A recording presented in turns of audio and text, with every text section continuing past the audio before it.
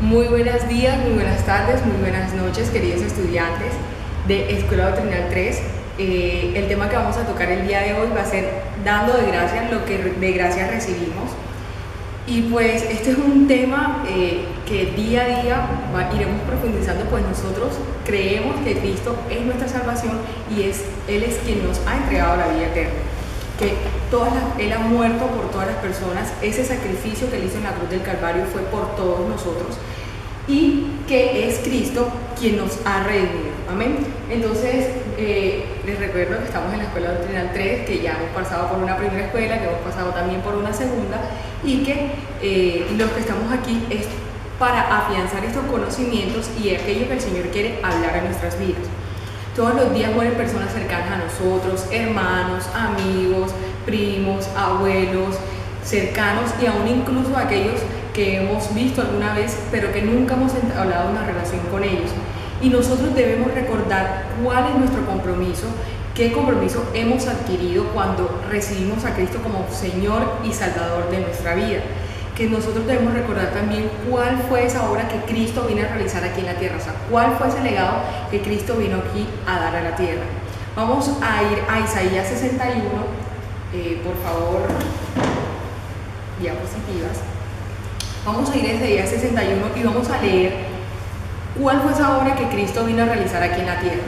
Y dice: el Espíritu del Señor Omnipotente está sobre mí, por cuanto me ha ungido para anunciar buenas nuevas a los pobres, me ha enviado a sanar los corazones heridos, a proclamar liberación a los cautivos y libertad a los prisioneros, a pregonar el año del favor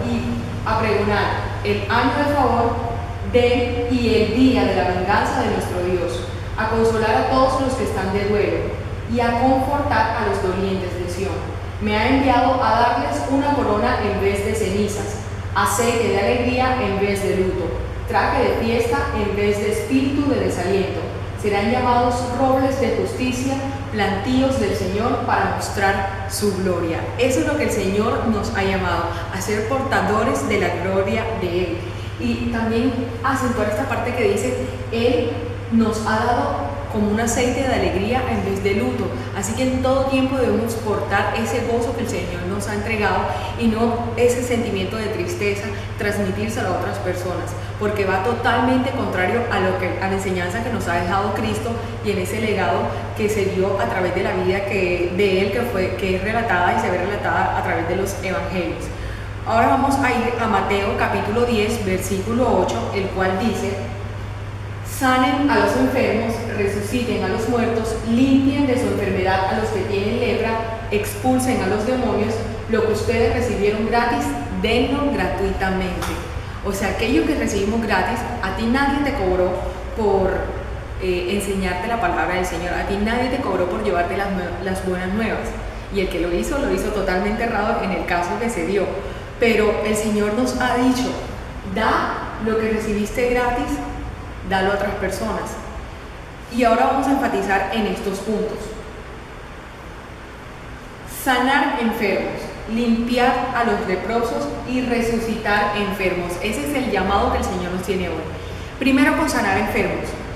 ¿Cuántas personas que nosotros conocemos han padecido algún dolor, alguna enfermedad, algo que les aqueja y nosotros no hemos impuesto manos sobre ellos? Me imagino que muchas. Y el Señor nos ha dado ese poder para impartir vida sobre otras personas a través de la oración y de la impartición de manos, y nosotros no lo hemos hecho. El Señor nos ha dado esa facultad para dar vida, para quitar toda enfermedad física y toda enfermedad espiritual. Limpiar a los leprosos. La lepra en aquella época la lepra venía como consecuencia del pecado ante Dios. Y nosotros hoy tenemos el poder de aplicar la sangre de Cristo, de clamar a la sangre de Cristo para que esa persona sea limpia y se quite toda lepra de esa persona. Y presentarlos también delante del Señor para que esa persona haga posteriormente una oración de fe sincera y reciba la vida eterna de Cristo.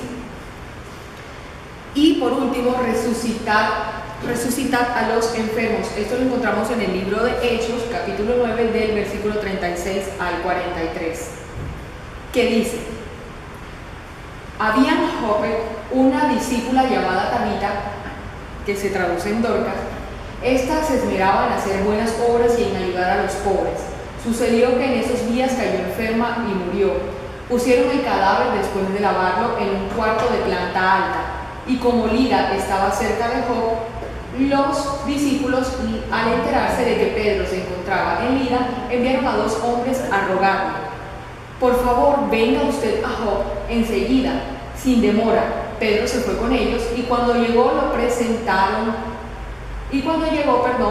lo llevaron al cuarto de arriba. Todas las viudas se presentaron llorando y mostrándole las túnicas y otros vestidos que Dorcas había hecho cuando aún estaba con ellas. Siguiente, por favor. Pedro hizo que todos salieran del cuarto. Luego se puso de rodillas y oró, volviéndose hacia la muerta. Dijo: Tabita, levántate. Ella abrió los ojos y al ver a Pedro se incorporó. Y al ver a Pedro, ella se incorporó, o sea, es decir, que ella se levantó. Él, tomándola de la mano, la levantó. Luego llamó a los creyentes y a las viudas, a quienes las presentó viva. La noticia se difundió por todo Jope y muchos creyeron en el Señor. Pedro se quedó en Jope un buen tiempo en casa de un tal Simón, el cual era curtidor. Cuando las personas reciben esta palabra y hacen la oración de fe de una manera sincera, ¿sabes? El Señor ha muerto por todos nosotros. El Señor en la cruz quitó todo aquello que pueda quejar a una persona, porque es que sincera y sencillamente en el reino de los cielos no hay enfermedades, no hay opresión, no hay nada que pueda ir en contra de la misma esencia del Padre Celestial, de ese diseño inicial del Padre Celestial. Y tenemos 3 acciones por hacer. La primera es: no debemos callar. En ningún momento debemos callar aquella palabra que venga de parte del Señor. No debemos callar. Así como Isaías entendió que por amor a su familia, a sus amigos, a su pueblo, no callaría ni pasaría absolutamente nada, no pasaría él sin predicar a otras personas. Con ese mismo amor que tuvo Isaías por las almas, ese mismo amor que tuvo Isaías por otras personas, así mismo nosotros debemos predicar a otros y no callar la verdad de Cristo. Segundo, obedecer el mandato del Señor. Esta es una orden, y esto lo vemos en el libro de Mateo, capítulo 28, versículo 19, que dice: por tanto, vayan y hagan discípulos de todas las naciones, bautizándolos en el nombre del Padre, del Hijo y del Espíritu Santo. Este es un imperativo, un mandato imperativo que el Señor manda sobre nosotros, sobre todos aquellos que ya recibimos la vida eterna. Y debemos ser una atalaya, llegar a todo lugar. Hay una guerra en contra de las tinieblas, hay una guerra constante que no cesa, que está siempre allí, que se mantiene, que aunque tú no la veas con los ojos físicos, en el mundo espiritual está totalmente declarada. Y el Señor nos ha puesto como esos atalayas para que contrarrestemos el pecado y anunciemos sus buenas nuevas de salvación a todas aquellas personas que no conocen de Él, para que éstas vayan al arrepentimiento y realmente conozcan y comiencen a caminar una vida en Cristo como el Señor quiere que se dé. Así que es una responsabilidad de nosotros no callar, obedecer el mandato del Señor y ser atalayas. Dice el libro de Ezequiel en el capítulo 33: el Señor me dirigió la palabra: hijo de hombre, habla con tu pueblo y dile, cuando yo envío la guerra a algún país y la gente de ese país escoge a un hombre y lo pone por centinela, si éste va a acercarse al ejército enemigo, toca la trompeta para advertir al pueblo. Entonces, si alguien escucha la trompeta pero no se da por advertido y llega la espada y lo mata, él mismo será el culpable de su propia muerte, como escuchó el sonido de la trompeta pero no le hizo caso. Será responsable de su propia muerte, pues si hubiera estado atento se habría salvado. Es muy claro lo que dice este versículo. Así que mi invitación en este día es para que prediques y enseñes las nuevas buenas de salvación, y así toda responsabilidad de ti se va a quitar delante del Padre, porque ya tú hiciste la labor y fuiste y predicaste a la persona, fuiste e hiciste eso que el Señor te mandó a hacer.